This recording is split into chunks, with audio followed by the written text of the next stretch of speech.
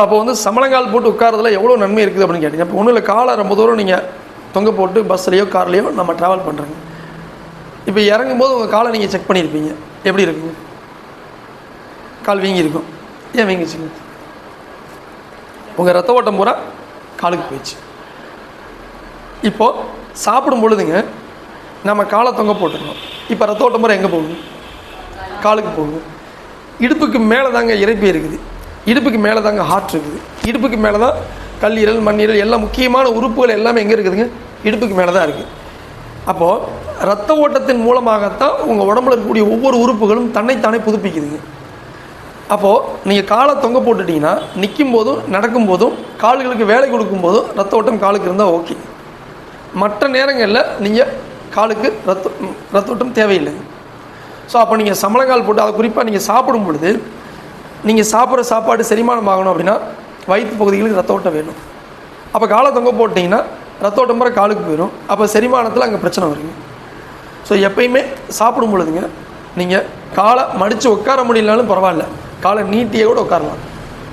ஆனால் காலை தொங்க போட்டு உட்கார்றது ஆரோக்கியம் கிடையாதுங்க. பாருங்கள், பெரிய பெரிய சாமியாருங்கள்லாம் பாருங்கள், இந்த ஆரோக்கியமாக இருக்கக்கூடிய இந்த எளிமையான விஷயத்தை சொல்ல மாட்டாங்க.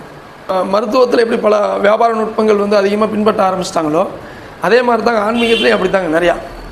இது ரொம்ப சாதாரண விஷயங்க. எத்தனையோ சாமியாருங்க உட்காந்து பேசுவாங்க, மணிக்கணக்கில் இப்படி உட்காந்துருப்பாங்க. அவங்களுக்கு கண்டிப்பாக தெரியுங்க, அவ்வளோ விஷயங்களை தெரிஞ்சுக்கிட்டவங்க இந்த ஒரு விஷயம் தெரிஞ்சிக்காமல் இருப்பாங்க. கண்டிப்பாக தெரியுங்க, காலை மடித்து உட்காந்தாலே நோய் வராதுங்க. யார் யாரெல்லாம் காலை சமணங்கால் போட்டு உட்காடுறாங்களோ பல நோய்களுக்கு அவங்க முற்றுப்புள்ளி வச்சிடலாம், நோய்களே வராதுங்க. ஏதோ சேர் வந்து பார்த்தீங்கன்னா யாருக்காக கண்டுபிடிக்கப்பட்டது தெரியுமா? நோயாளிகளுக்காகவும் கால் நோயாளிகளுக்காகவும் கண்டுபிடிக்கப்பட்டதான் சேருங்க. இப்போ நீங்கள் காலை தொங்க போட்டுங்க, நம்ம காரில் சும்மா தானே உட்காந்துருக்குறோம். இறங்கும்போது எவ்வளோ டயர்டாக உணர்றாங்க. காரை விட்டு இறங்கும்போது பாருங்கள், வீட்டில் அதே மாதிரி உட்காந்துருக்கிறது ஓகே விட்டுருங்க.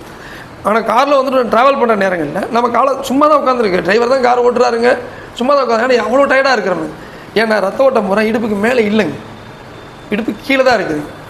ஸோ அப்போ உடல் ஆரோக்கியமாக இருக்கணும் அப்படின்னா கட்டாயமாக வாய்ப்பு கிடைக்கும் போதெல்லாம் ஒரு 5 நிமிஷம் 10 நிமிஷத்துக்கு மேலே நீங்கள் உட்கார்ற சூழல் ஏற்படுது அப்படின்னா சமணங்கால் போட்டுருங்க, காலை நீட்டி கூட உட்காந்துருங்க. காலை தொங்க போடுறது நல்ல பழக்கம் கிடையாதுங்க, அது உடல் ஆரோக்கியத்திற்கு தீங்கும்.